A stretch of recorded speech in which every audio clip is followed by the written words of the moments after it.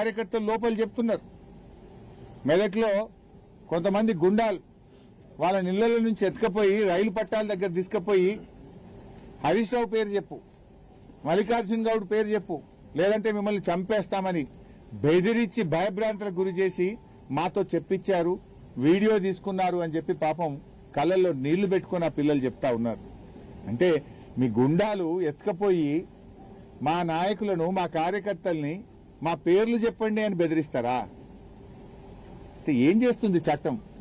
అంటే ఇలా ప్రైవేట్ సైన్యం ఇది? గుండాల రాజ్యం నడుస్తుందా? ప్రభుత్వ పాలన నడుస్తుందా?